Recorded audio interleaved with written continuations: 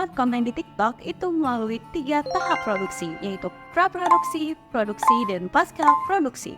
Yang pertama kita bahas praproduksi, di mana di praproduksi kita membuat perencanaan konten, di mana kita bisa melihat tren, kemudian dari tren tersebut kita amati, tiru, modifikasi, kemudian kita juga setelah itu menyusun naskah, memilih lokasi, set, pakaian, dan properti. Kemudian yang terakhir, kita harus menentukan musik yang relevan dan viral. Nah, ada 3 elemen penting yang harus kamu ketahui dalam proses praproduksi. Dalam perencanaan konten, kita harus membuat skrip storytelling, di mana isi cerita bisa tersampaikan dengan baik dengan hook 3 detik pertama yang menarik perhatian audiens. Kemudian, visual dan audio yang dibuat harus jelas, di mana format token standar yaitu font right, dan kalian harus perhatikan framing pada isi konten, seperti tulisan-tulisan yang ada di dalamnya itu jangan sampai nanti pas di-upload kepotong gitu kan. Nah, jadi pada saat praproduksi kamu harus mempersiapkan dengan matang frame seperti apa yang akan diambil, kemudian setting tempat, kamera, dan lain-lainnya disesuaikan dengan kebutuhan konten kamu.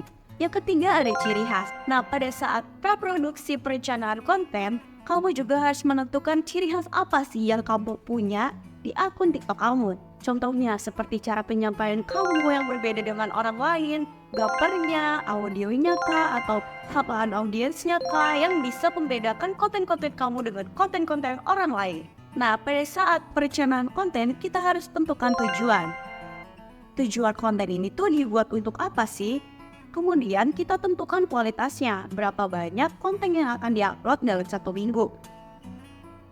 Selanjutnya kita list ide konten yang kita punya, buat content plan dalam beberapa waktu, dan sesuaikan dengan tren yang sedang terjadi saat ini. Kemudian terakhir membuat timeline, yaitu direncanakan secara matang step by stepnya untuk pembuatan konten yang kamu perlukan. Namun ini tidak menutup kemungkinan untuk kamu rubah di tengah-tengah jalan ya guys.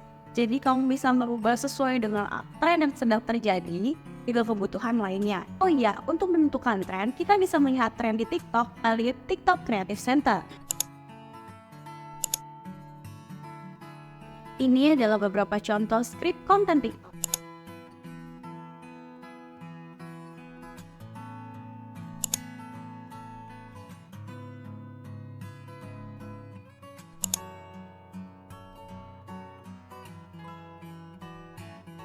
Kemudian yang kedua ada proses produksi. Yang pertama ada eksekusi dan perekaman. Yang kedua ada proses editing dengan menggunakan fitur-fitur di TikTok. Dan yang ketiga tinggal posting. Kemudian yang terakhir ada pasca produksi, yaitu di mana proses kita bisa berinteraksi dengan audiens melalui konten-konten yang sudah kita upload sebelumnya. Dan dari situ kita bisa juga mengevaluasi konten-konten dari konten yang sebelumnya kita buat dan upload untuk diperbaiki lagi ke depannya. Atau kita juga bisa mengevaluasi insight dari konten yang sudah diupload tersebut ya kawan.